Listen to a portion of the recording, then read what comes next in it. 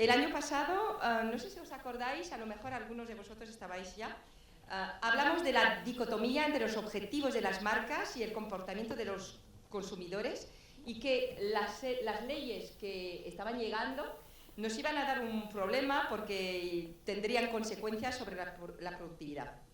Ahora tenemos algo de retrospectiva, alguna experiencia sobre lo que ha pasado de verdad, y vamos a mirar, a analizar con mis compañeros aquí cuáles son esas consecuencias y después cómo vamos a reaccionar. ¿Podéis presentaros? Entonces empezamos por Rafael.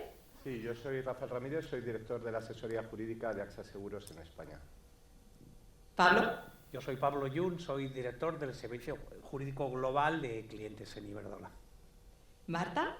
Mi nombre es Marta López y soy la directora de ventas de Concentrix más WebHelp en España. Y Sebastián. Y yo soy Sebastián Salvatierra, director de Desarrollo e Innovación de Conecta. Y su servidora, soy Karin Palacios, Chief Product Officer de Vocalcom, no sé si nos conocéis, y llevo muchísimo tiempo en este sector y ahora ya no estoy en España, se nota que se ha oxidado mi español, lo siento mucho, ser indulgentes. Bueno, vamos a ver, simplemente para deciros de qué vamos a hablar, ¿vale? Son 3 bloques. Lo primero es que vamos a hablar de cuáles son las nuevas leyes, el marco regulatorio hoy en día que rige cómo podemos hablar con los clientes, de qué y cómo, más o menos, ¿ok? Después vamos a ver, pues, cuáles son las consecuencias de estas leyes en la productividad o en las operaciones de las marcas o de los centros de contactos y de los especialistas como Marta y Sebastián. Y el año pasado, no sé si os acordáis, hablamos de la nueva ecuación de la productividad y del cambio de paradigma que había que impulsar para reaccionar a los cambios culturales, legales y tecnológicos. Vamos a repasar un poco eso. Después vamos a mirar cómo las nuevas tecnologías, no solo la inteligencia artificial es una de ellas, nos puede ayudar a enfrentarnos a esos cambios sin perder productividad, pero también siendo respetuosos no solo de las leyes, pero también de la vida privada de la gente, que sean los consumidores o los agentes. Y, por fin, vamos a ver, puesto que sabemos que las nuevas tecnologías, las consecuencias dependen del uso que se hace, obviamente, y vamos a ver cuáles son los riesgos de un uso incontrolado de la IA y cómo se hace para implementar esas tecnologías bien, como dice Marta, ¿vale? Pues empecemos por cuál es el nuevo marco legal, qué es lo que ha cambiado, y quería preguntar a nuestros abogados favoritos que nos den su opinión y nos expliquen un poco qué ha cambiado. Pues mira, Karin, muchas gracias. Si quieres empezamos con unas notas de contexto, ¿no? De dónde estamos respecto de justo hace un año, ¿no? Y hablábamos cómo iba a entrar en vigor pues ese derecho del consumidor a no recibir llamadas comerciales, ¿no? Esto entró ya pues a final de junio y llevamos pues 5 meses, ¿no? ¿Cómo estamos ahora, ¿no? Recordemos, la obligación era no recibir llamadas comerciales sin su consentimiento, con lo cual sería pues un opt-in, ¿no? Pero yo diría que, vamos a ver, entendedme, como que ha sido positivo, porque se ha clarificado bastante la situación y ahí la Agencia de Protección de Datos pues ha entrado a decir pues qué significa eso. Evidentemente, si tienes el consentimiento puedes hacer llamadas, pero también si tienes un contrato, pero también ha, digamos, definido lo que se entiende como el interés legítimo, con lo cual si tú has tenido una relación previa con esa compañía, no cualquier otra de su grupo, y para esos mismos servicios puedes seguir haciendo llamadas con tal de que hayas tenido un contacto que no sea anterior a un año. También te pone una serie de reglas, ¿no? Te dice, oye, tienes que avisar cuando llames de que esa llamada pues tiene esa finalidad comercial, que tienes que estar atento por si te dice que ya no quiere recibir llamadas, en cuyo caso ya se excluye, y también tienes que grabarlo, ¿no? Porque tienes que poder garantizar esto. Entonces, esa sería una primera nota. La otra nota, yo creo que también adelantamos que había una ley de atención a la clientela, era un borrador, un proyecto de ley, ¿no? Sigue siéndolo, no se ha aprobado, Pero yo quería traer ahora 2 puntos, ¿no? Y era 2 artículos. Uno habla de la atención personalizada, ¿no? Y establecen el derecho del consumidor a recibir una atención por un agente humano, ¿no? Cuando él quiera, ¿no? Y luego otro punto en el que dice que tienen que tener una formación específica, ¿no? para poder atender. Poniéndolo esto en relación con lo que vamos a hablar de la inteligencia artificial, te dicen que no quieren que el cliente hable con una máquina, pero que hable con un agente que sea un máquina, ¿no? Entonces, vamos a ver cómo la inteligencia artificial puede ayudar a eso.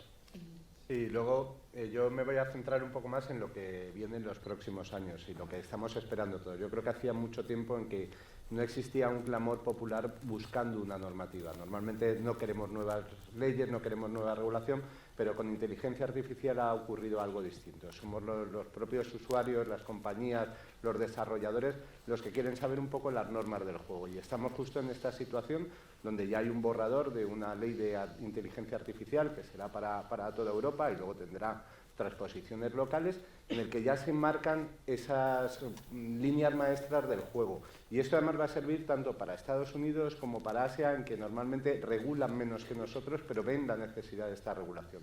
Todavía le queda un plazo largo en el trílogo de la Unión Europea, el Parlamento, la Comisión, el Consejo tienen que llegar a un acuerdo final, porque es verdad que es una norma muy sensible porque puede ponernos en una situación competitivamente más negativa que en Estados Unidos o que en Asia, donde no regulan tanto, pero también es muy garantista. Está basada en el risk approach, en el riesgo que corren las personas cuando se utilizan esos sistemas de inteligencia artificial. Se han hecho distintas calificaciones según el impacto de riesgo que tienen cada una de las personas. Particularmente a las compañías de seguros nos califican cuando hacemos esa utilización de la inteligencia artificial para saber más de la probabilidad del riesgo de que tengas un siniestro, pues vamos a tener una serie de requisitos extra que no van a tener otras utilizaciones de la inteligencia artificial. Veremos si el texto es el que está ahora publicado o sufre algún tipo de cambio debido a las presiones, a los lobbies que puedan ir contra el trílogo y que intenten cambiar alguna cosa.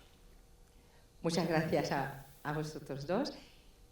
La ley de junio y otras leyes que han mencionado Rafa y Pablo. Vosotros en vuestras operaciones, Sebastián y Marta, ¿habéis visto alguna diferencia, menos actividad? ¿Las marcas, vuestros clientes, han cambiado sus estrategias? ¿Los consumidores son menos receptivos o más? ¿Qué ha cambiado?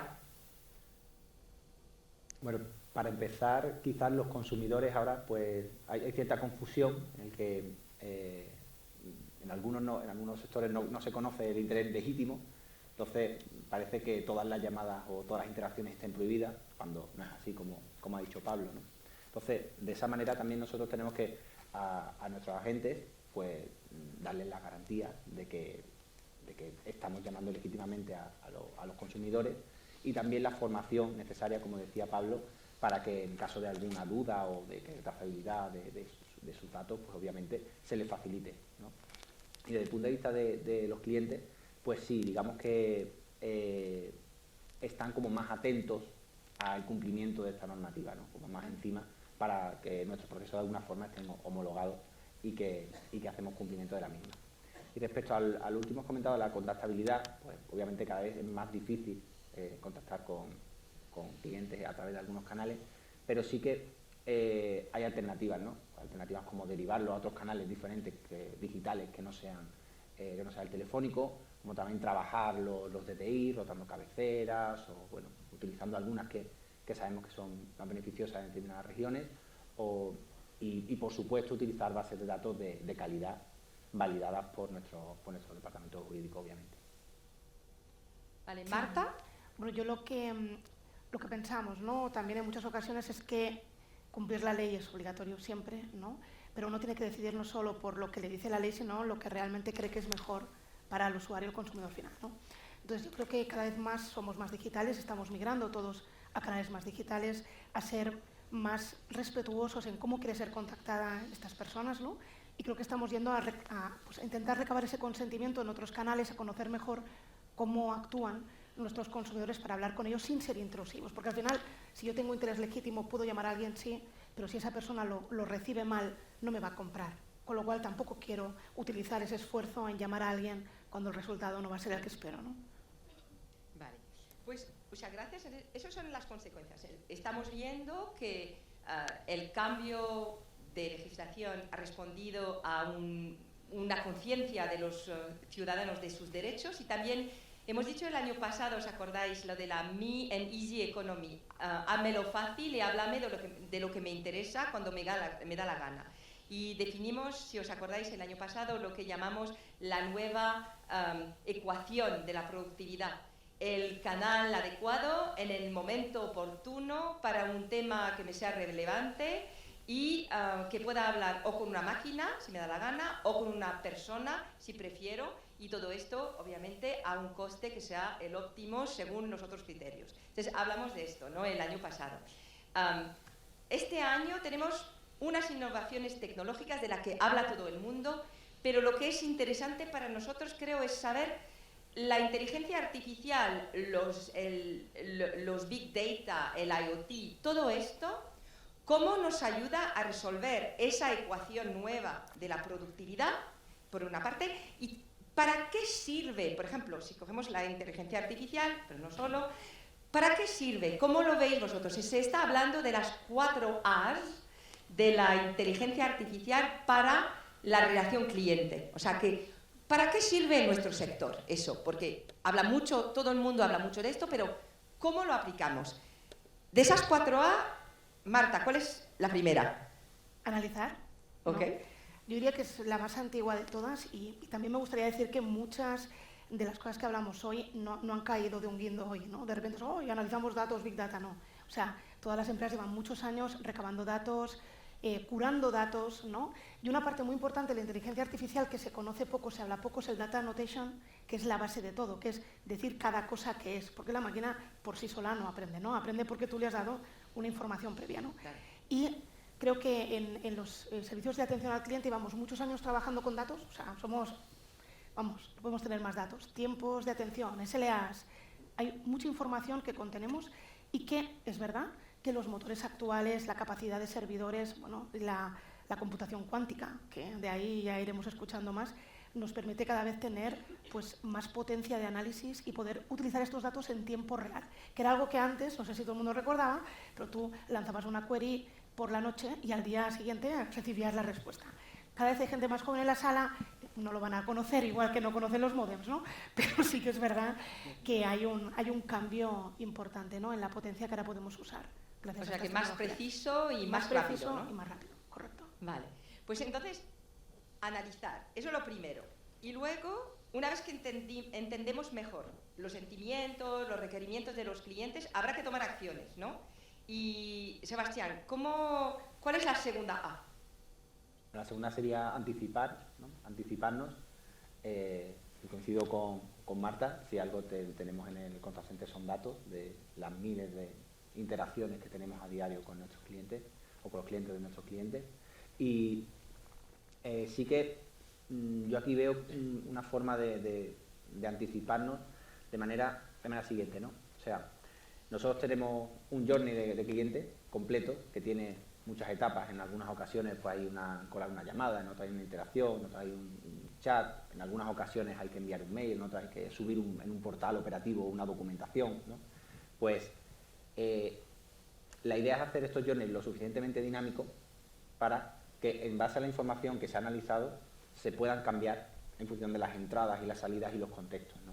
Incluso en tiempo real, dentro de una misma interacción, pues se pueden tomar decisiones y hacer que los argumentarios, los scripts y a los agentes darle determinadas sugerencias, ¿vale?, para que esos scripts se adapten y de alguna manera pues se personalice mucho más la experiencia de los clientes, ¿no? Esto convierte a la inteligencia artificial en una herramienta bastante potente para esto. Ok, y es que hay unos analistas como Gartner, Forrester y otros que están diciendo una cosa que a mí me ha llamado la atención. Dicen que en el 26 o el 27, no están de acuerdo con el año, pero no pasa nada, pues que las transacciones iniciadas por las marcas, o sea, salientes, van a ser más que las transacciones iniciadas por el consumidor, incluso en Customer Service, que eso no nos lo esperábamos, ¿no? O sea que las marcas, al mismo tiempo que los consumidores han tomado el poder, las marcas quieren anticiparse, como hemos dicho, y además, o sea, empezar la conversación y el diálogo. Entonces, ¿vosotros habéis visto algunos casos de uso de esto? O sea, de cómo realmente gira la tendencia hacia el outbound.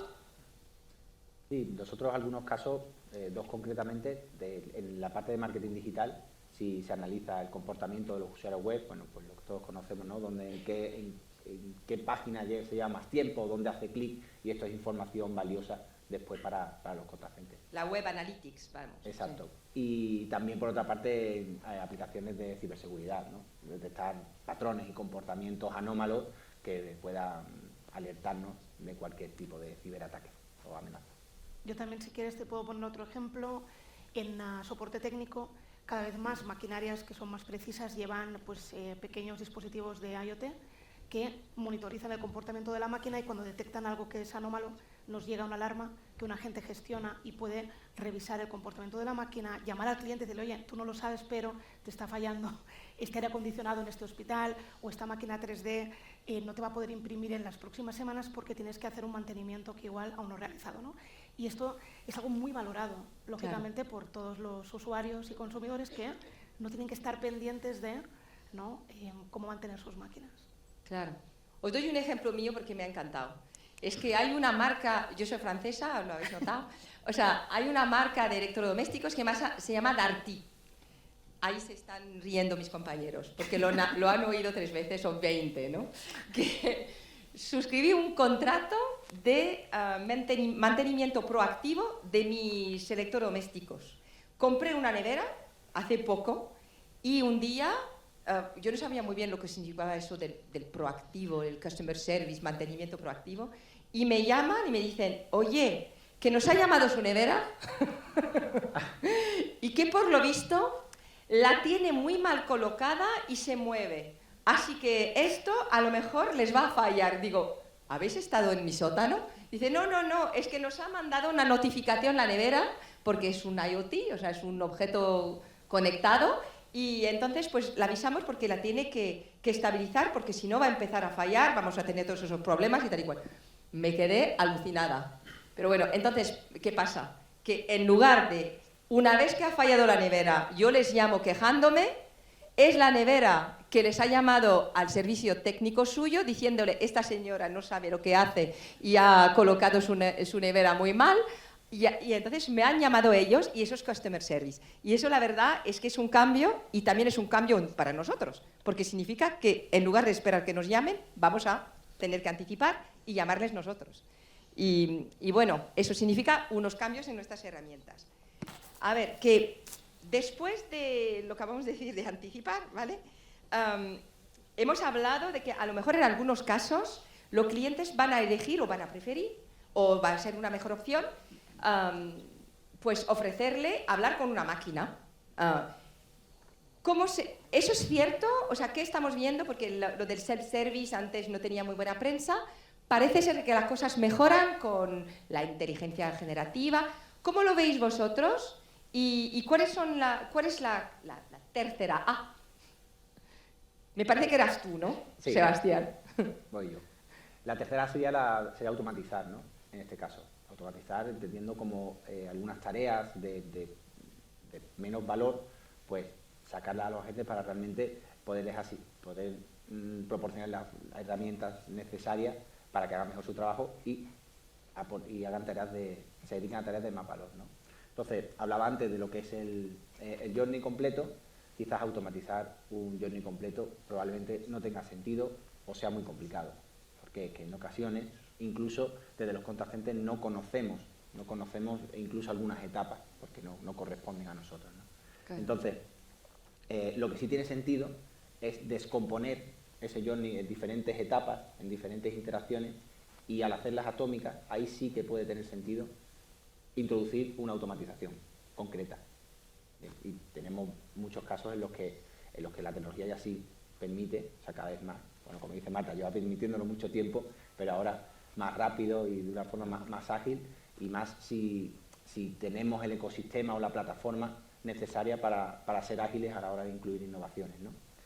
En este sentido, por ejemplo, por hablar de 2 casos de uso concretos, uno podría ser un helpdesk, la atención de un helpdesk, en el que si se detectan determinadas intenciones, ¿vale? Como puede ser, bueno, pues, algunas que sean muy básicas, pues incluso ir a través de sistemas de automatización, ir a portales operativos para cerrar la transacción de forma completa. O incluso al detectar la intención puede proporcionar información que vaya recogida de un manual, de una base de conocimiento para un autoservicio, ¿sí? O incluso de una forma automática con la información que ha recabado abrir un ticket en determinado portal o incluso derivar un agente. Y otro caso también interesante pues puede ser el incluirlos en procesos de formación, ¿no? Típicamente, por ejemplo, que a través de un chat pues se puedan hacer test y se puedan hacer evaluaciones y se puedan hacer exámenes, que ya podemos hacerlo. Para los agentes. Para los agentes, en los periodos de formación. Sí, sí. Y en los mismos periodos de formación también casos de uso para simular, para que la máquina simule que es un cliente también y haga un entrenamiento más real de todo lo que ha aprendido. En este caso no, o sea, no automatizamos al agente, sino al cliente, ¿no? O sea, la máquina se vuelve el cliente. Automatizamos los procesos que tiene sentido, es darle sí, las herramientas a la gente. O sea, no ver la automatización como una sustitución de un agente por una máquina, para nada. Ya nadie, hemos aprendido, ¿no? Es que aprendido. eso de sustituir a los agentes ya se acabó, nadie se lo cree ya. Bueno, lo pienso, ¿no? ¿Estamos de acuerdo? Es que me parece que hemos hablado antes, cuando estábamos preparando esto, que hay unos casos donde realmente la gente pues, no solo lo acepta mejor, pero prefiere la automatización. ¿Tenéis algunos casos? Sí, bueno, casos concretos. Yo creo que cualquiera de nosotros lo ha utilizado alguna vez. Si quieres información de seguimiento de un pedido, pues no tienes por qué llamar. O sea, no necesitas ninguna empatía. Quieres algo rápido y lo quieres ya. Ahí sí tiene sentido ir a algún sitio y consultar el tracking del pedido. Claro. O, por ejemplo, bueno, esta semana es el Black Friday, ¿no?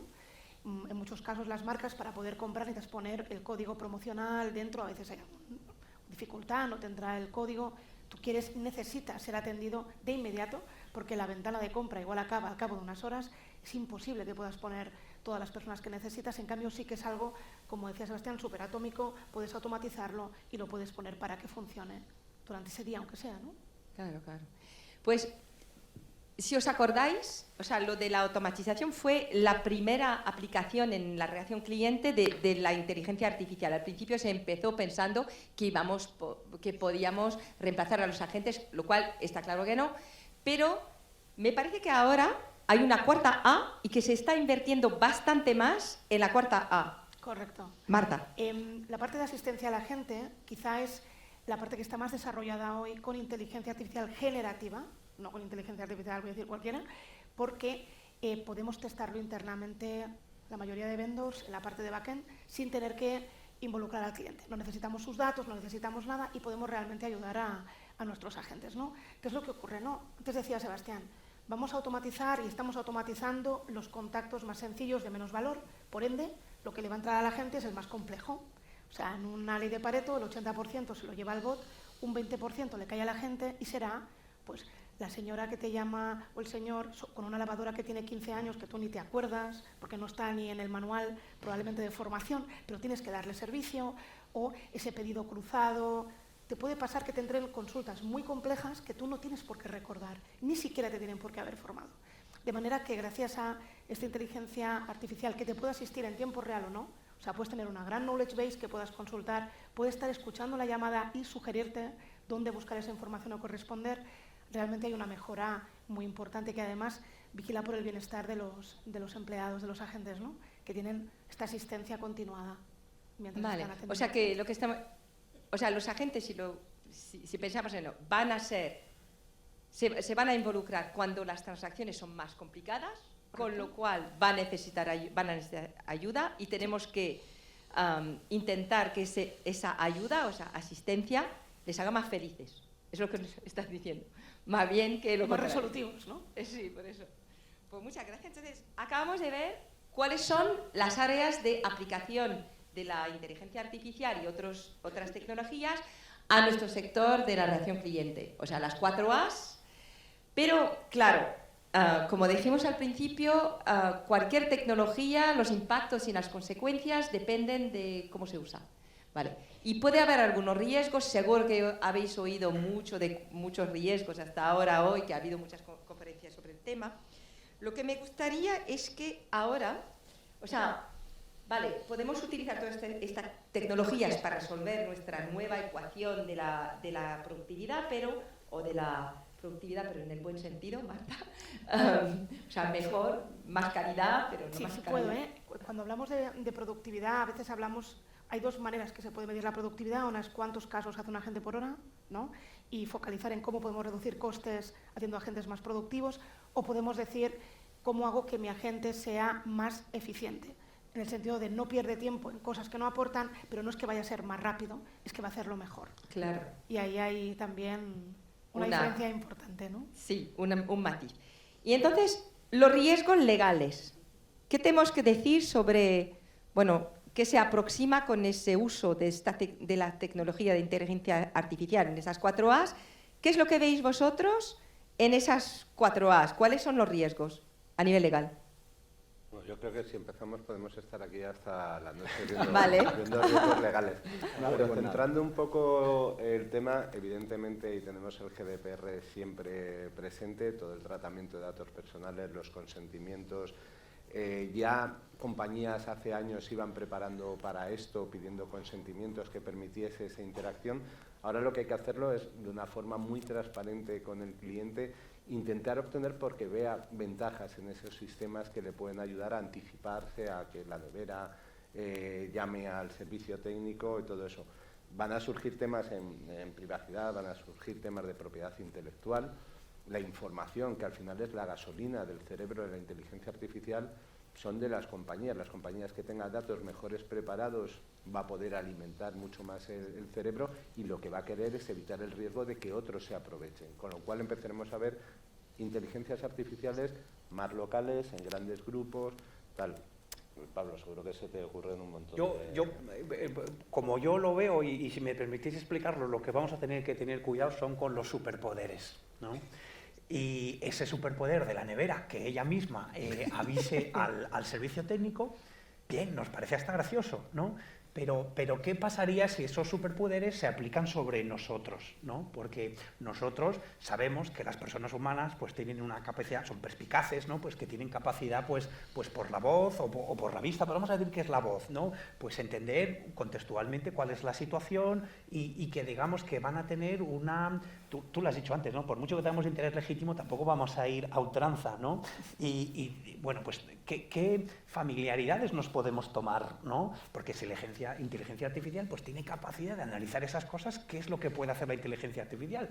Bueno, pues va a poder hacer lo que tenemos en los consentimientos, ¿no? Entonces eso es muy importante, ¿no? Ver qué consentimientos tenemos para la relación que ya tengamos, ¿no? Contractual o previo al contrato, y luego esa limitación de la finalidad, porque por mucho que tengamos la capacidad, si la inteligencia artificial puede extrapolar y sacar nuevos datos e inferir nuevas cosas, vamos a decir, predecir el futuro, leer la mente, esas cosas así alucinantes, pues por mucho que pueda no lo va a poder hacer, porque la persona con la que estás hablando no lo tenía previsto, ¿no? Entonces tenemos que ser muy prudentes en eso, ¿no? En qué tenemos el consentimiento. A lo mejor para los abogados es un reto también de explicárselo al cliente y que el cliente lo acepta. Oye, cliente, igual que tu nevera nos puede decir cómo va, ¿te importa que nosotros podamos hacer estas cosas sobre la posibilidad de que compres productos, de que tengas esta incidencia o lo que sea? Y el cliente, pues a lo mejor lo aceptará. ¿Por qué no? ¿Por qué no lo va a aceptar, ¿no? Entonces, pues esos son los retos, ¿no? Hemos hablado de la ética, ¿no? En la ética pues hablaremos de la eliminación del sesgo, ¿no? que básicamente es, las personas humanas estamos afectadas por el sesgo, ¿no? Eso es inevitable, pero luchamos contra ello, ¿no? Intentamos no hacerlo, ¿no? Intentamos ser prudentes, ¿no? Y tenemos una política, una ética de la compañía. Pues esa inteligencia artificial tiene que estar alineado con eso. Y eso seremos las personas las que vigilaremos que no se equivoque, ¿no? O sea, que minimice esa tendencia al riesgo que podemos tener, ¿no? Así que, bueno, poco a poco iremos viendo esos puntos y los iremos... Ya tenemos algunos casos durante estos años en los que se ha utilizado la inteligencia artificial, la herramienta de selección de Amazon, que era muy buena, pero era demasiado buena. O sea, llegaba a crear unos sesgos pues de antecedentes penales, de raza, de sexo, de tal, que no era éticamente sostenible. Entonces, yo creo que ahí hay que balancear un poco, y esos comités éticos que van a tener que analizar cada tratamiento de inteligencia artificial, es fundamental que mantengan eso. Yo creo que va a haber que estar con los derechos fundamentales en una mano para repasar que no te está saltando ninguno, y que luego éticamente lo que nos han enseñado en casa, en nuestra sociedad tal, pues es respetado para evitar todos estos sesgos que tan peligrosos, o entrar en temas ya de neuromarketing, de adelantarte a las necesidades o crear necesidades a clientes a través del conocimiento que tienes. Con la voz vas a saber si es mejor vendérselo por la mañana, por la tarde, que sea un hombre, que sea una mujer, que utilice esta palabra o que no utilice la otra. Entonces tenemos que tener ahí un challenge de buscar un tratamiento justo, ético y legal de estas tecnologías. Gracias. Y entonces, si miramos ahora los riesgos a nivel operacional sobre la imagen de la marca, la productividad, o sea, ¿qué hay que evitar y cómo se implementan las nuevas tecnologías bien? O sea, no diría como Dios manda, pero casi. ¿Cuál es vuestra opinión? Bueno, más que bien, sí que nosotros tenemos unas guías de uso de estas nuevas tecnologías, porque, claro, son a priori tan fáciles de usar, casi que cualquiera monta un equipo y ven que se pone a trabajar y hacer cosas con la mejor voluntad, ¿no? Pero eso hay que controlarlo. Entonces tenemos unas guías donde yo destacaría dos cosas sobre el resto. Una, el uso responsable de los datos y de la información, y tener en cuenta la privacidad. Y la segunda sería la garantía de que las decisiones que toma una inteligencia artificial generativa, bueno, pues están alineadas, como decía Pablo, con evitar sesgos y este tipo de cosas, ¿no? Que muchas veces son inteligencias que no entrenamos nosotros o que estamos usando y en ocasiones no son transparentes las formas ni cómo se han entrenado, ni los datos de dónde vienen. Entonces, eso es muy importante. Para evitarlo, pues lo que recomendamos es aplicar criterio humano a estas decisiones. No dejar a las máquinas que decida por sí mismas. Y por otro lado, para el tema de la protección de datos, hablaba antes de una plataforma de orquestación de estos journeys, bueno, pues ahí añadir capas de anonimización para no enviar datos sensibles a la inteligencia artificial para que no puedan entrenarlo o sabrá Dios hacia dónde van esos datos, ¿no?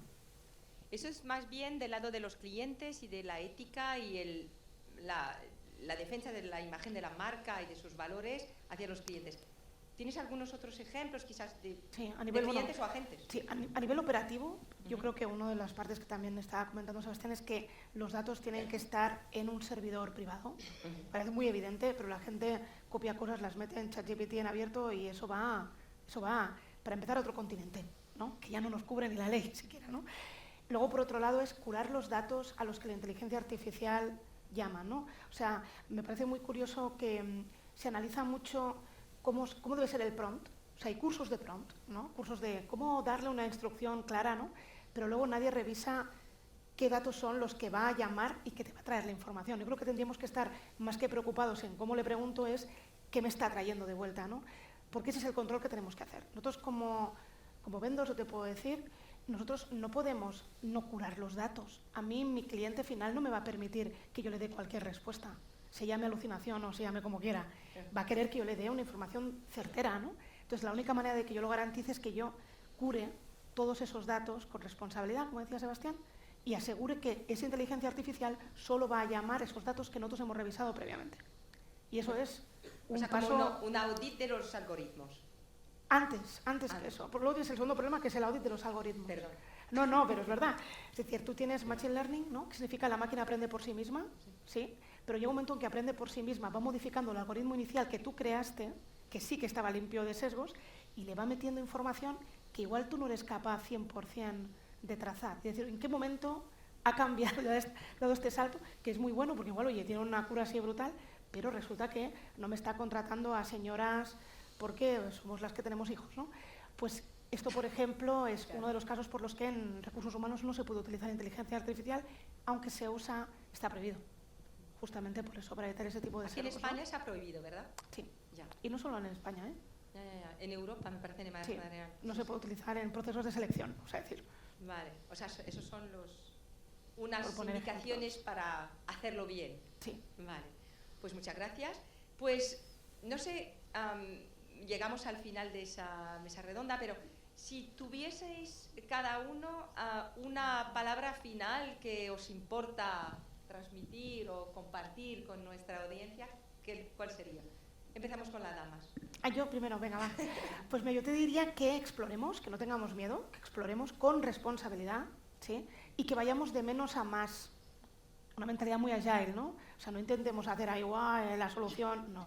Vayamos de menos a más y vayamos aprendiendo a cómo gestionarlo. Gracias. Sebastián.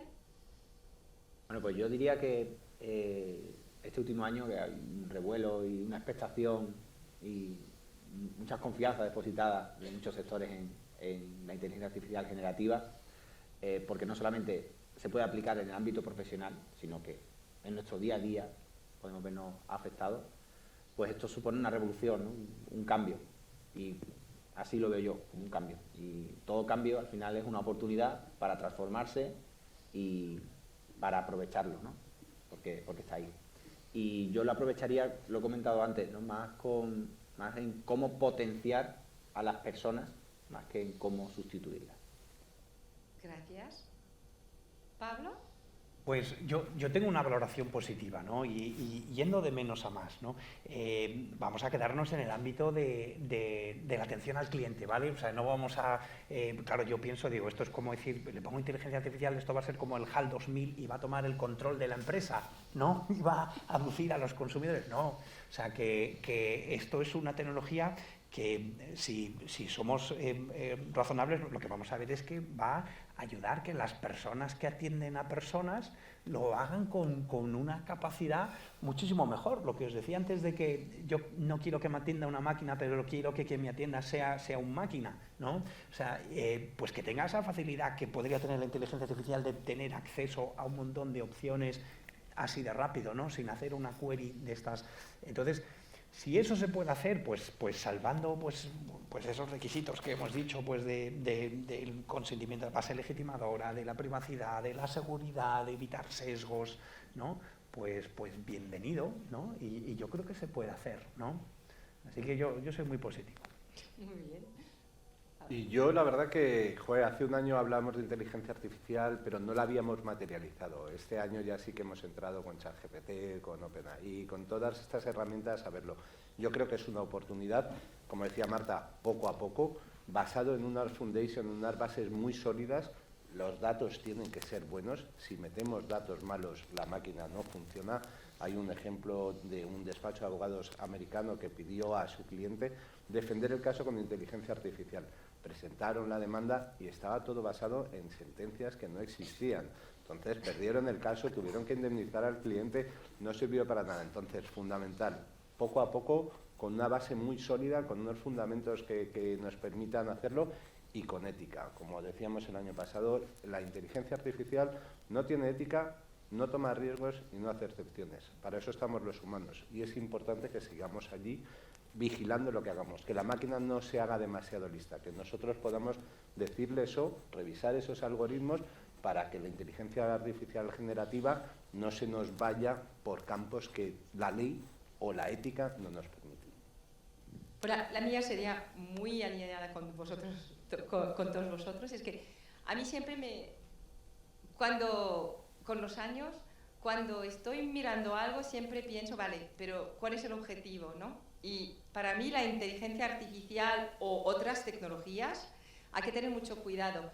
es un medio, es una herramienta, no es el objetivo. El objetivo nuestro, ¿qué es? Es tener una experiencia con nuestros clientes que sea diferenciadora y hacer a nuestra gente feliz, por lo menos para mí, porque a gentes felices te hacen clientes felices y de todas formas es mucho más feliz cuando los otros lo son. Entonces, si la catedral es la Customer Experience y la Agent Experience, ¿vale? Pues la inteligencia artificial y lo demás solo son piedras. Y no nos olvidemos que solo son piedras. Y para ordenarlas y orquestarlas y hacer una catedral, tenemos que estar nosotros. Bueno, pues muchas gracias. Me parece que tenemos 3 minutos para preguntas o reacciones o decirnos que nos equivocamos totalmente, lo que sea.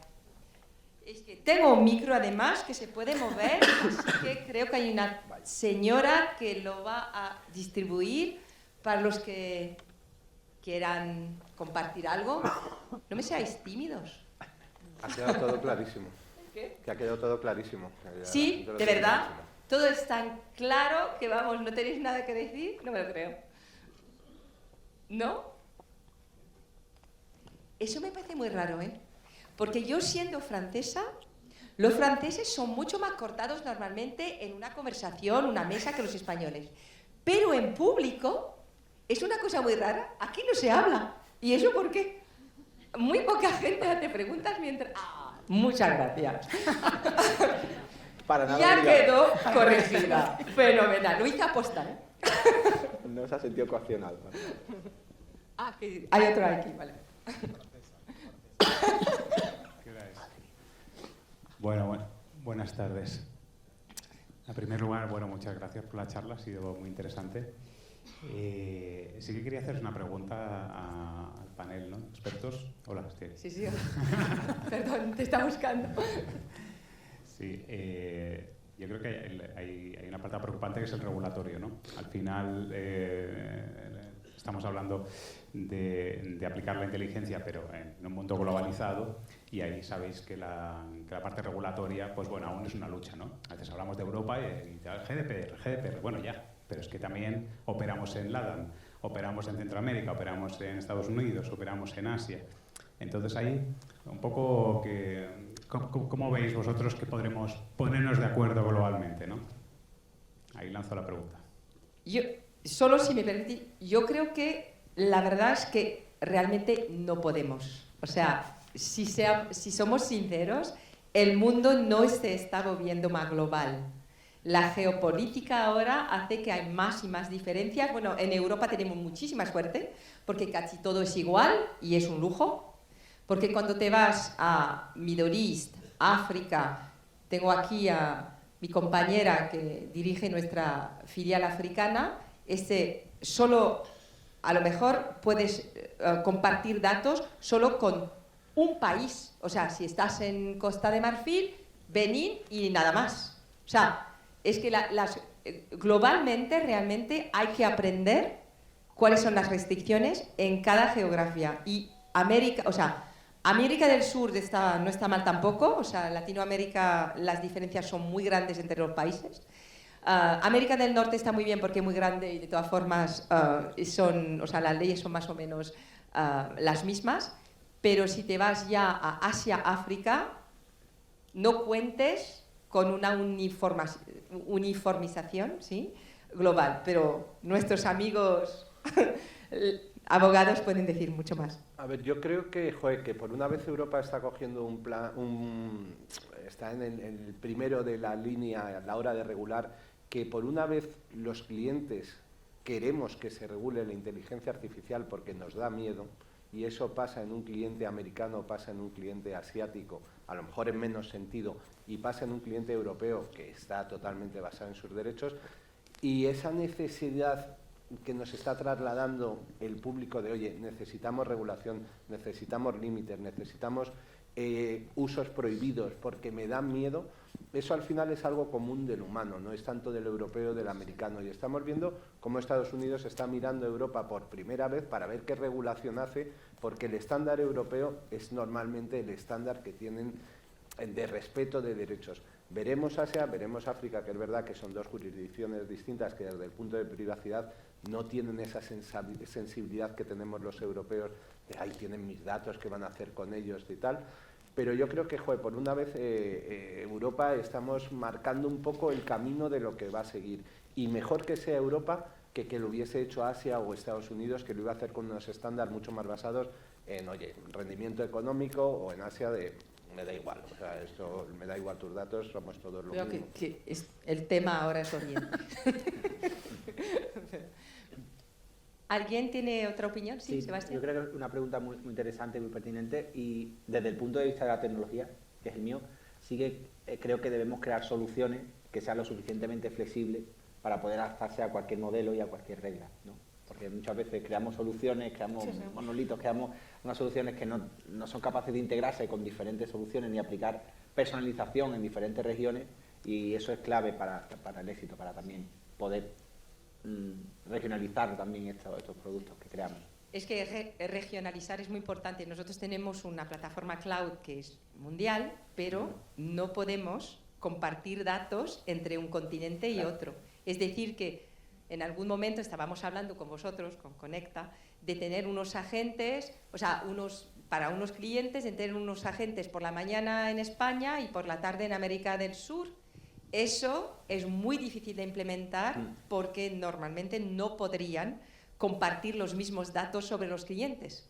O sea, que estas restricciones ahora de compartimiento de datos, estoy de acuerdo con lo de la filosofía, está claro, que si está llevando, o sea, la danza, o sea, Europa nos viene muy bien, pero en cuanto a compartimiento global de datos, creo que no vamos a por más apertura, sobre todo con la situación geopolítica actual. Muchas gracias a todos.